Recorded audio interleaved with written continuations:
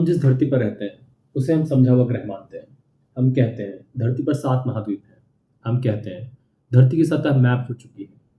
लेकिन विज्ञान एक अलग कहानी कहता है। धरती की सतह का बड़ा हिस्सा आज भी वैज्ञानिक रूप से इनकम्प्लीट है और वजह बहुत सीधी है। धरती का 70% हिस्सा समुद्र के नीचे छुपा है। आज की इस डॉक्यूमेंट्री में हम किसी कल्पना की बात नहीं करेंगे। हम बात करेंगे जियोलॉजिकल डेटा की, सेस्मिक वेव्स की, सैटेलाइट ग्रेविटी मैपिंग की और एक बहुत गंभीर सवाल की। क्या धरती पर सच में सिर्फ 7 महाद्वीप हैं या कुछ महाद्वीप हमारी आंखों से छुपे हुए हैं? What is continent? अधिकतर लोग मानते हैं जो जमीन पानी के ऊपर दिखे वही महाद्वीप है, लेकिन जियोलॉजी ऐसा नहीं मानती। एक महाद्वीप वह भूभाग होता है जिसकी कॉन्टिनेंटल क्रस्ट मोटी होती है, जिसकी डेंसिटी ओशियन क्रस्ट से कम हो, जिसकी जियोलॉजिकल हिस्ट्री अलग हो। महत्वपूर्ण बात, महाद्वीप का ओशियन के ऊपर होना जरूरी नहीं है।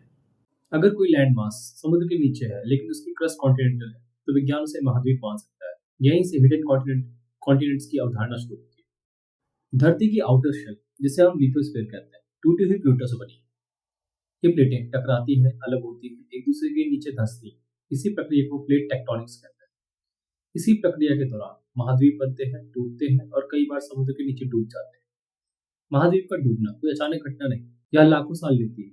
ग्रेविटी प्लस डेंसिटी इम्बैलेंस से होती है। Case study 1, जियालैंड। अब आते हैं सबसे सॉलिड वैज्ञानिक उदाहरण पर। जियालैंडिया ये कोई थ्योरी नहीं है, यह पीयर रिव्यूड साइंस है। 2017 में इंटरनेशनल जियोलॉजिकल कम्युनिटी ने जियालैंड को अर्थ एर्थ कॉन्टिनेंटल मानने की सिफारिश की। तथ्य, एरिया लगभग 5 मिलियन किलोमीटर स्क्वायर है। 94% हिस्सा समुद्र के नीचे। Continental crust thickness confirm. New Zealand को जियोलैंडिया का एक्सपोज्ड हिस्सा माना जाता है, बाकी पूरी तरह डूबा हुआ। यह हमें बताता है महाद्वीप आंखों से नहीं डेटा से पहचान। Case study 2, Sundaland. अब चलते हैं दक्षिण पूर्व एशिया की तरफ। आज इंडोनेशिया, मलेशिया, थाईलैंड, जावा सी। लेकिन आइस एज के दौरान सी लेवल 120 मीटर नीचे था। उस समय ये सभी जमीनें आपस में जुड़ी हुई थी। एक विशाल लैंड मास बना हुआ था, इसे कहते थे सुंडालैंड। यह पूरी तरह कॉन्टिनेंटल क्रस्ट पर बना था, मानो माइग्रेशन में अहम भूमिका निभाता है।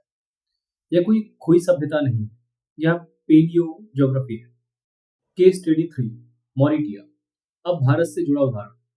इंडियन ओशन में मॉरिशस आइलैंड के नीचे वैज्ञानिकों को मिला zircon crystal, up to 3 billion year old, लेकिन सरफेस रॉक्स सिर्फ 9 मिलियन साल पुराने थे। इसका मतलब पुराना कॉन्टिनेंटल क्रस्ट नए वॉल्केनिक मटेरियल के नीचे दबा है। इस खोए हुए लैंड मास को नाम दिया गया मॉरिटिया। यह कभी अफ्रीका और इंडिया के बीच था, प्लेट्स ब्रेकअप में डूब गया। Case study 4, Antarctica. अंटार्कटिका को हम सब बर्फ की चादर समझते हैं, लेकिन सेस्मिक स्कैन दिखाते हैं mountain ranges, ancient river systems, thick continental roots.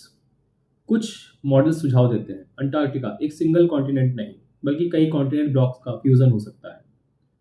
Modern science tools, हम इन्हें पहले क्यों नहीं देख पाए? क्योंकि टूल्स नए हैं। आज के tools, satellite gravity mapping, seismic tomography, deep sea drilling, magnetic anomaly detection. एक शॉकिंग फैक्ट, हमने मार्स की सरफेस अर्थ के ओशन फ्लोर से बेहतर मैप की है। इसका मतलब अभी और डिस्कवरी बाकी है। आने वाले 20-30 सालों में बेहतर ocean mapping, deeper drilling, AI based technology models संभव है कि और सबमर्ज्ड कॉन्टिनेंटल फ्रेगमेंट्स मिले। साइंस इसे कहता है continental fragment and micro continents. यह डॉक्यूमेंट्री यह दावा नहीं करती कि कोई गुप्त सभ्यता जिंदा है, लेकिन यह साफ कहती है धरती का नक्शा अभी पूरा नहीं है, और जब नक्शा अधूरा हो तो समझ भी अधूरी होती है। हिडन यूनिवर्स का उद्देश्य उत्तर देना नहीं, सही सवाल उठाना है।